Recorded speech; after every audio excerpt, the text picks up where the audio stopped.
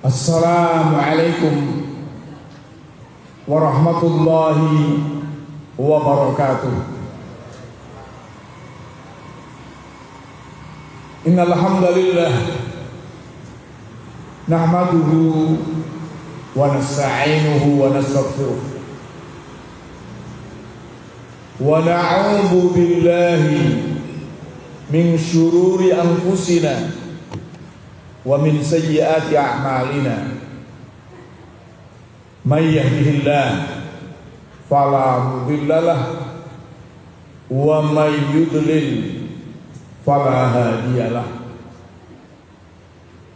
Asyhadu an la ilaha illallah wahdahu la syarika lah wa asyhadu anna Muhammadan abduhu wa rasuluh. Allahumma salli ala Muhammadin wa ala alihi wa ashabihi ajma'in. Amma ba'd. Bapak-bapak, ibu-ibu dan saudara-saudara sekalian rahimakumullah. Alhamdulillah, kita bersyukur kepada Allah Subhanahu wa taala sampai tahun baru Hijriah ini kita masih diberi berbagai macam kenikmatan oleh Allah Subhanahu wa taala.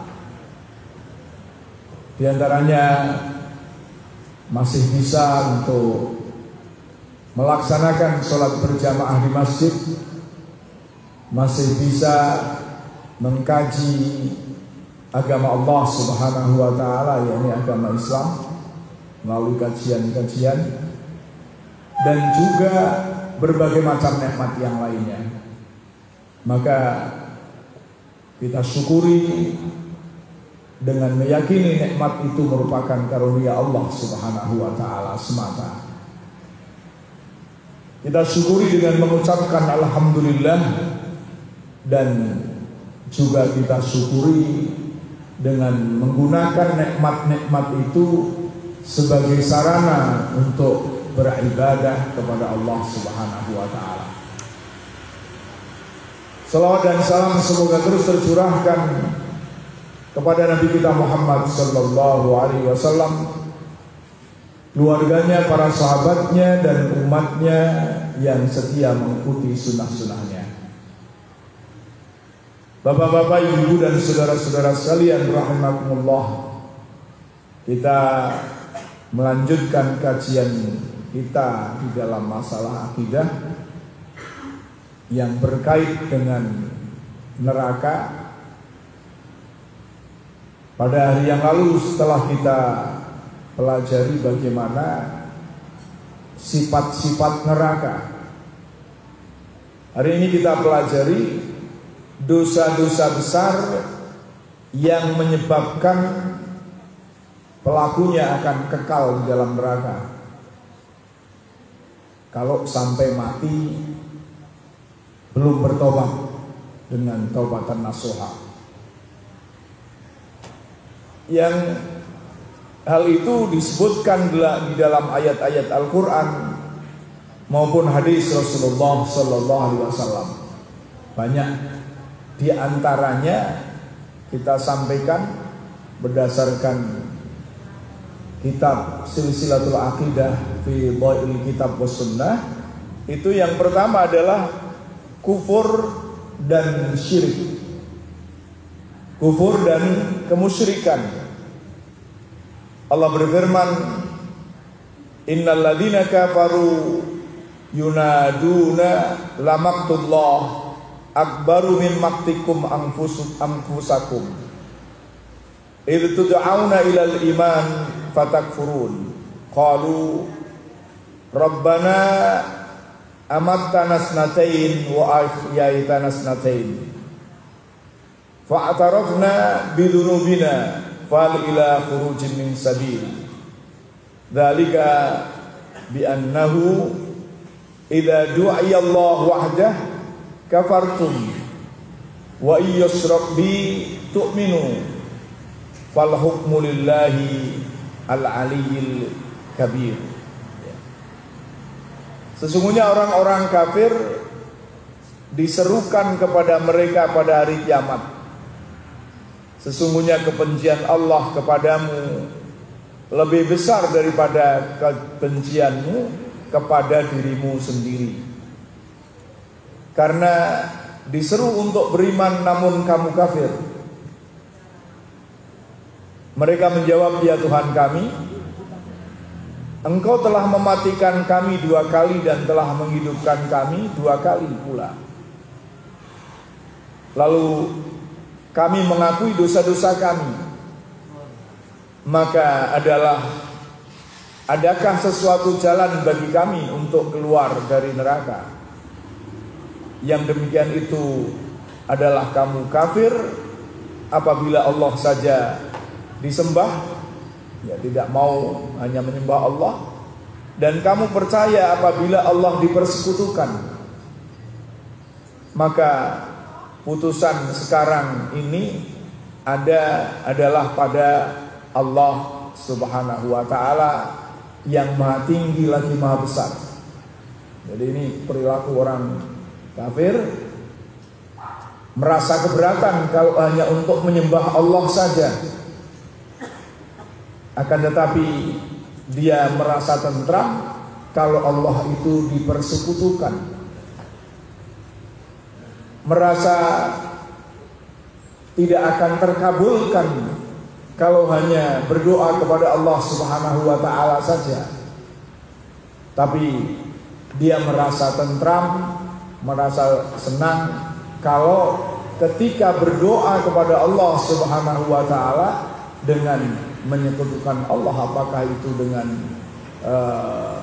batu-batuan ataukah itu dengan berhala ataukah yang lainnya. Juga Allah berfirman dalam surah Ghafir ayat 75 dan 76, dzalika bima kuntum tafrahuna fil ardi bighairil haqq wa bima kuntum tamrahun udkhulu abwaaba jahannama khalidina fiha wa bi'sa maswal mutakabbirin. Apakah kamu tidak melihat kepada orang-orang yang membantah ayat-ayat Allah, bagaimana mereka dapat dipalingkan, yaitu orang-orang yang mendustakan Al-Quran dan wahyu yang dibawa oleh Rasul-Rasul kami yang telah kami utus. Kelak mereka akan mengetahui ketika belenggu dan rantai dipasang di leher mereka, seraya mereka diseret ke dalam air yang sangat panas. Kemudian mereka dibakar dalam api. Kemudian dikatakan kepada mereka, manakah berhala-berhala yang selalu kamu persekutukan, yang kamu sembah selain Allah Subhanahu wa ta'ala, yang kamu beribadah kepada berhala-berhala itu? Mereka menjawab, mereka telah hilang lenyap dari kami, bahkan kami dahulu tiada pernah menyembah sesuatu. Jadi berhala-berhala yang disembah tidak akan bisa menolongnya, apapun bentuk berhala itu, kalau dipakai untuk menyekutukan Allah Subhanahu wa ta'ala. Itu ayat-ayat yang sebelumnya dari ayat tadi. Kemudian seperti demikianlah Allah menyesatkan orang-orang kafir. Yang demikian itu disebabkan kamu bersukaria di muka bumi dengan tidak benar, dan karena kamu selalu bersukaria dalam kemaksiatan. Dikatakan kepada mereka, masuklah kamu ke pintu-pintu neraka jahanam dan kamu kekal di dalamnya. Maka itulah seburuk-buruk tempat yang tempat bagi orang-orang yang sombong. Tuh. Kemudian yang kedua adalah tidak beriman kepada hari kiamat dan tidak mau menjalankan syariah Allah, menentang syariat Allah Subhanahu wa taala. Allah berfirman, kullu nafsin bima kasabat rahina illa ashabul yamin fi jannati yatasaalun anil mujrimin ma salakakum fi saqar qalu lam naku minal musallin wa lam naku nut'imul miskin wa kunna nahudu ma'al khaidin wa kunna nukadzibu biyaumiddin hatta atana al-yaqin. Tiap-tiap diri bertanggung jawab atas apa yang telah diperbuatnya, kecuali golongan kanan berada di dalam surga. Mereka saling menanyakan tentang keadaan orang-orang yang berdosa, minal mujrimin. Apakah yang memasukkan kamu ke dalam neraka Saqar? Ini diantaranya tidak menjalankan syariat adalah tidak sholat misalnya. Kemudian berkait pula tidak zakat ya. Tidak sholat bahkan menjadi salah satu kriteria kekufuran. Al-haddu wa bainana wa bainal kufri as-sholat. Kata Rasulullah, pembeda antara kita dan kekufuran adalah sholat. Faman tarakaha faqad kafar. Barang siapa yang meninggalkannya maka dia telah menjadi kafir. Nah, meninggalkan sholat ini ada. Yang pertama, meninggalkan sholat karena malas. Itu dosa besar. Meninggalkan sholat dengan menentang kewajiban sholat. Jadi jelas kafir kalau sudah seperti itu. Kafir secara akidah. Mereka menjawab, kami dahulu tidak termasuk orang-orang yang mengerjakan sholat. Jadi orang-orang yang ada di dalam neraka Saqar. Dan kami tidak pula memberi makan orang miskin. Bahkan kami biasa membicarakan yang batil bersama dengan orang-orang yang membicarakannya. Dan kami mendustakan hari pembalasan, hari kiamat, sampai datang kepada kami kematian. Jadi sampai mati, sholat tidak, ya. Kemudian tidak peduli kepada fakir miskin,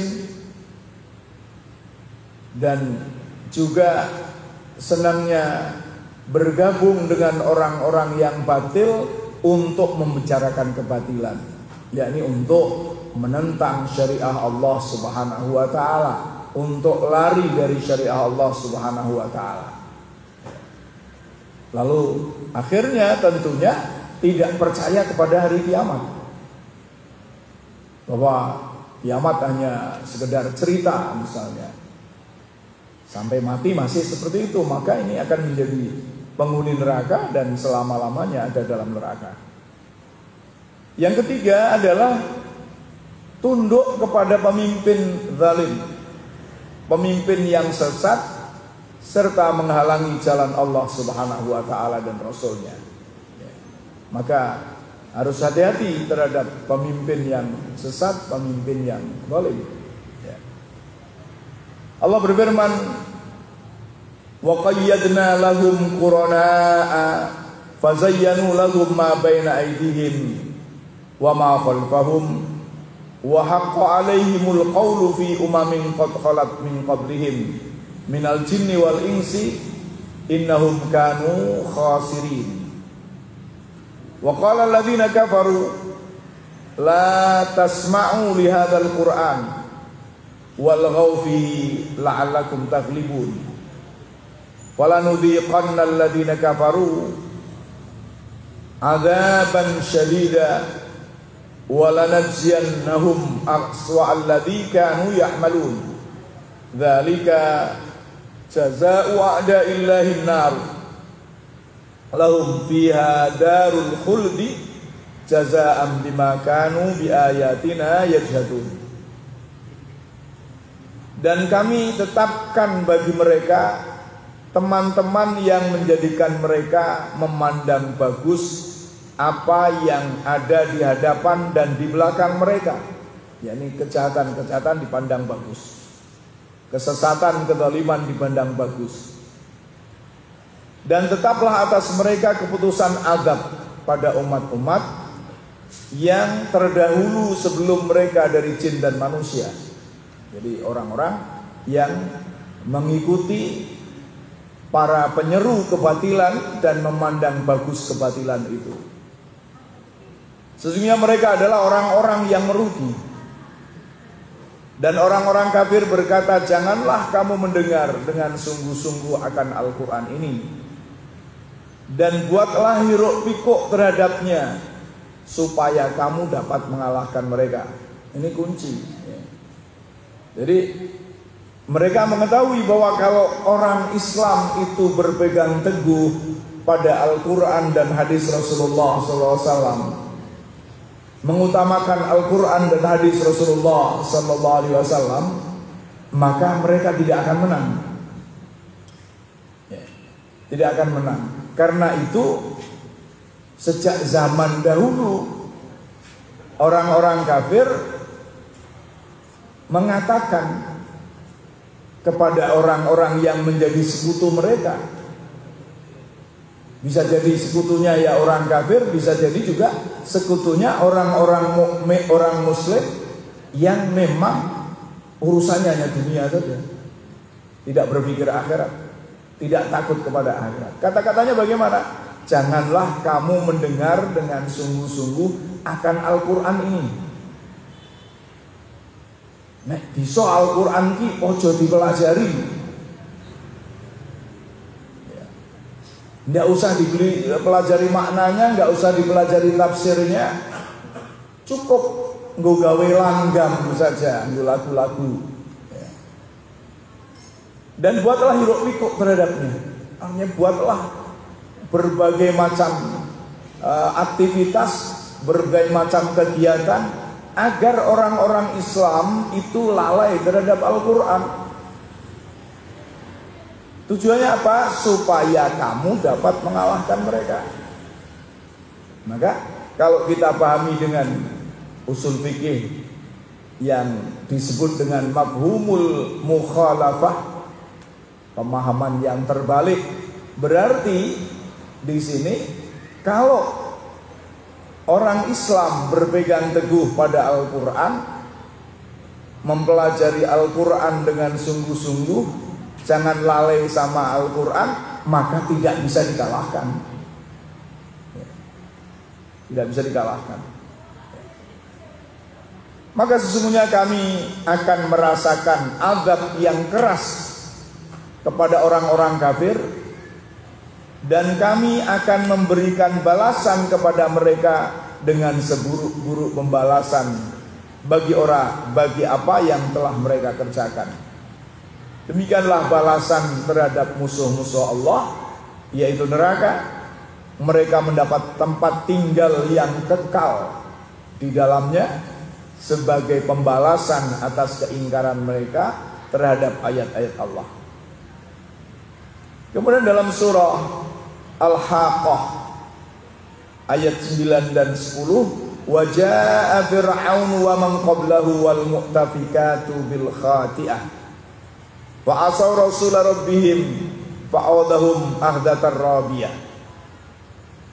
Dan telah datang Fir'aun dan orang-orang yang sebelumnya dan penduduk negeri-negeri yang dijungkir balikkan karena kesalahan yang besar, maka masing-masing mereka mendurhakai Rasul Tuhan mereka, lalu Allah menyiksa mereka dengan siksaan yang amat sangat keras, siksaan di neraka. Kemudian juga dalam surah Fussilat ayat 64 sampai 68 Allah berfirman, Innallaha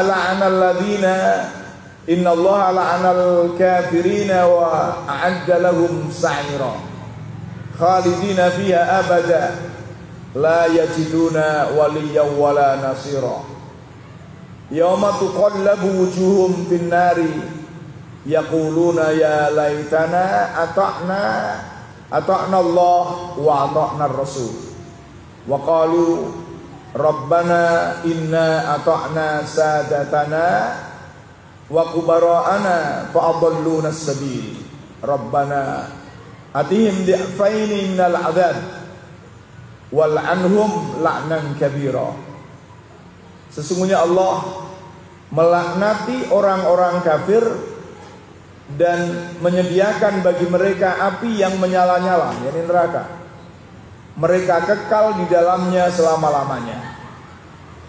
Mereka tidak memperoleh seorang pelindung pun dan tidak pula seorang penolong. Pada hari ketika muka mereka dibolak-balikkan dalam neraka, dikolah seperti goreng daging, goreng kerupuk. Mereka berkata, alangkah baiknya andai kata kami taat kepada Allah dan taat pula kepada Rasul. Menyesal dia setelah di neraka. Dan mereka berkata, ya Tuhan kami, sesungguhnya kami telah menaati pemimpin-pemimpin dan pembesar-pembesar kami. Tentunya pemimpin-pemimpin dan pembesar-pembesar yang sesat, yang mengajak kepada kesesatan. Lalu mereka menyesatkan kami dari jalan yang benar. Ya Tuhan kami, berilah kepada mereka azab 2 kali lipat dan kutuklah mereka dengan kutukan yang besar. Jadi penyesalan, tapi penyesalan sudah tidak ada gunanya. Maka mestinya sekarang itulah kita menyesal dari perbuatan-perbuatan itu, termasuk pula dalam mengambil panutan pimpinan, imam, ya. Jangan sampai yang menyesatkan. Juga dalam ayat yang lain, wa yauma ya'addu dzalimu ala yadayhi yaqulu la ya laitani ittakhadtu ma'ar rasuli sabila ya wailata laitani lam attakhidh fulanan khalila laqad adallani 'anil dzikri ba'da idh ja'ani wa kana asyaitanu lil insani khadula. Juga penyesalan, wa yauma ya'addu dzalimu, dan pada hari di mana orang-orang yang zalim itu menggigit tangan mereka, lambang penyesalan. Yauma ya'addu dzalimu ala yadayhi yaqulu, mengatakan, aduhai, alangkah baiknya kalau dulu saya mengikuti jalan Rasul, mengambil jalan Rasul. Ya laitani takhul, yakni mengambil jalan Rasulah, ya. Betapa ruginya kami, menyesalnya kami telah menjadikan seseorang menjadi teman setia kami, menjadi pendukung utamanya. Kemudian orang itu sesat dan menyesatkan kami. Laqad adallani 'anil dzikri, dia benar-benar telah menyesatkan kami dari mengingat Allah Subhanahu wa taala, dari Al-Qur'an, dari hadis Rasulullah sallallahu alaihi wasallam. Wa kana syaitan lil insani khadula, syaitan itu musuh yang nyata bagi manusia. Yang keempat adalah kemunafikan. Allah berfirman, wa'adallahu al-munafiqina wal munafiqat wal kuffara nar jahannam khalidina fiha hiya hasbuhum wa la'anahumullah wa lahum adzabun muqim. Ayat sebelumnya adalah orang-orang yang munafik, laki-laki perempuan, sebagian dengan sebagian yang lain adalah sama. Mereka menyuruh membuat yang mungkar dan melarang berbuat yang ma'ruf, dan mereka menggenggamkan tangannya. Mereka telah lupa kepada Allah maka Allah pun melupakan mereka. Sesungguhnya orang-orang munafik itulah orang-orang yang fasik. Allah mengancam orang-orang munafik, laki-laki dan perempuan, dan orang-orang kafir dengan neraka jahanam. Mereka kekal di dalamnya. Cukuplah neraka itu bagi mereka, dan Allah melaknati mereka, dan bagi mereka azab yang kekal. Dalam ayat lain Allah berfirman, innal munafiqina fid darkil asfali minan nar walan tajida lahum nasira. Sesungguhnya orang-orang munafik itu ada di neraka yang paling bawah, yang pada minggu yang lalu sudah kita terangkan bahwa neraka itu bertingkatnya ke bawah, sedangkan surga ke atas. Neraka yang paling berat adalah yang paling bawah. Maka orang munafik ini, innal munafiqina fid darkil asfali, di neraka yang paling bawah, walan tajida lahum nasira, dan mereka tidak mendapatkan seorang penolong pun. An-Nisa 145. Munafikan. Tentunya munafik dalam akidah. Rasulullah mengatakan ayatul munafiki thalathun, idza haddasa kadzdzaba, wa idza wa'ada akhlafa, wa idza tumina khana. Tanda-tanda orang munafik itu ada 3. Apabila berbicara dusta, apabila berjanji mengingkari, apabila dia diberi amanat khianat. Itu adalah tanda orang munafik. Ini menjadi sifat orang munafik, meskipun belum sampai nifaq akidah, secara akidah, tapi sudah perbuatan orang munafik. Kalau itu diteruskan, berbicara dusta, berjanji mengingkari, diberi amanat khianat, ya akhirnya betul-betul menjadi kafir kalau tidak nyadar dan tidak merubah sikap, ya, tidak tobat dari hal yang seperti itu. Maka jangan sampai kita mengikuti teman-teman atau pemimpin-pemimpin yang mempunyai sifat seperti itu. Kalau mempunyai teman yang sifatnya seperti itu, sedangkan kita tidak bisa mendakwainya, akhirnya kita dosa terus. Apalagi kalau kita sudah masuk ngikuti perbuatan mereka.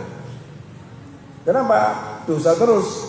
Karena Rasulullah mengatakan, man ra'a minkum munkaran falyughayyirhu bi yadihi, fa illam yastati' fa bi lisanihi, fa illam yastati' fa bi qalbihi, wa dzalika dhaful iman.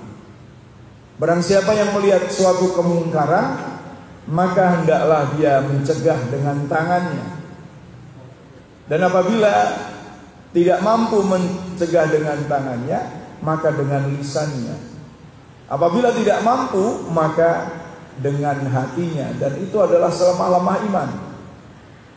Bahkan dalam hadis lain Rasulullah mengatakan, yakni akan datang suatu masa di mana orang tidak mengerjakan apa yang dikatakan dan mengerjakan apa yang tidak diperintahkan. Ya, bid'ah, ya, khurafat, tahayul, musyrik, tidak diperintahkan. Barang siapa yang mencegah mereka atau memerangi mereka dengan tangannya, fahuwa mu'min, maka dia seorang mukmin. Wa man jahadahum bilisanihi fahuwa mu'min, dan barang siapa yang mencegah mereka dengan tangannya, dengan lisannya, dia juga masih beriman. Wa man jahadahum biqalbihi fahuwa mu'min, dan barang siapa yang mencegah mereka dengan hatinya, maka dia pun masih beriman, ya, meskipun adhaful iman tadi. Bentuknya apa dengan hati? yang mengingkari dalam hati akan kemaksiatan itu dan tidak mendukung dan tidak mendekati, itu namanya merubah dengan hati. Walaysa wara'a dzalika minal iman habbatu khardalin, kata Rasulullah. Dan orang yang tidak peduli terhadap kemungkaran, yakni tidak peduli untuk mencegah kemungkaran, apakah dengan tangannya, apakah dengan lisannya, apakah dengan hatinya, maka tidak ada iman dalam dirinya meskipun seberat biji sawi. Maka ketika kita bergabung dengan orang-orang munafik ini, lalu kita tidak bisa mendakwai mereka agar berhenti dari kemunafikannya, agar berhenti dari kedustaannya, agar berhenti dari khianatnya, maka ya kita ikut mendapatkan dosanya. Lalu yang kelima, yang terakhir adalah kesombongan. Allah berfirman, walladzina kadzdzabu biayatina wastakbaru anha ulaika ashabun nar hum fiha khalidun. Dan orang-orang yang mendustakan ayat-ayat kami dan menyombongkan diri terhadapnya, mereka itu penghuni-penghuni neraka. Mereka kekal di dalamnya, yakni menentang ayat Al-Quran, menentang hadis Rasulullah, menyombongkan diri. Allah berfirman pula dalam surah Al-Ahqaf ayat 20, wa yawma yu'radul ladzina kafaru 'alan nar adhabtum thayyibatukum fi hayatikumud dunya wastamta'tum biha fal yawma tujzauna 'adzabal huni bima kuntum tastakbiruna fil ard bighairil haqq wa bima kuntum tafsukun. Dan ingatlah hari ketika orang-orang kafir dihadapkan ke neraka, kepada mereka dikatakan, kamu telah menghabiskan rizkimu yang baik dan kehidupan duniawimu saja, dan kamu telah bersenang-senang dengannya tanpa menghiraukan akhiratnya. Maka pada hari ini kamu dibalasi dengan azab yang menghinakan, karena kamu telah menyombongkan diri di muka bumi tanpa hak, dan karena kamu telah fasik. Juga fa amma man tagha wa atharal hayatad dunya fa innal jahima yal ma'wa. An-Nazi'at ayat 37 sampai 39. Adapun orang yang durhaka, bermaksiat dan mengutamakan kehidupan dunia daripada kehidupan akhirat, akhirnya mencari dunia tanpa pikir halal dan haram, fa innal jahima yal ma'wa, maka sungguhnya neraka jahim itulah tempat kembalinya. Juga hadis Rasulullah SAW, yakni yang diriwayatkan oleh Muslim dalam kitab sahihnya dari Abu Hurairah, suatu ketika neraka dan surga itu berdebat. Faqalat hadhihi yadkhuluni al-jabbarun wal mutakabbirun. Neraka mengatakan, yang akan masuk kepada saya, yang akan memasuki saya adalah orang-orang yang sombong, orang-orang yang diktator. Wa qalat hadhihi, dan surga mengatakan, yadkhuluni ad-du'afa wal masakin. Yang masuk saya adalah orang-orang yang lemah dan orang-orang yang miskin. Maksudnya adalah bukan terus menjadi orang lemah dan miskin, menjadilah orang yang kuat, tapi jangan sombong. Karena orang miskin pun juga akan menjadi penghuni neraka kalau orang miskin sombong. Ailun mustakbirun. Di antara penghuni neraka adalah seorang miskin yang sombong. Ketentuannya adalah menjadi orang yang tawadhu, menjadi orang yang sabar, menjadi orang yang rendah hati, bagaimanapun posisi kita. Faqala Allah azza wa jalla lihadi anta adzabi u'adzibu bika man asya. Engkau adalah tempat azabku, aku akan menyiksa siapa saja yang aku kehendaki, kata Allah. Wa rubbama qalat usiba biki man asya. Akan ditimpa siapa saja yang Allah kehendaki. Wa qala lihadi, dan Allah berfirman kepada surga, anti rahmati, kamu adalah rahmatku, dan denganmu kami merahmati siapa saja yang aku kehendaki. Bapak-bapak, ibu dan saudara-saudara sekalian rahimakumullah, demikian yang saya sampaikan, mudah-mudahan dapat bermanfaat. Kita tutup dengan doa kafaratul majlis. Subhanakallahumma wa bihamdika asyhadu an la ilaha illa anta astaghfiruka wa atubu ilaik. Wassalamualaikum warahmatullahi wabarakatuh.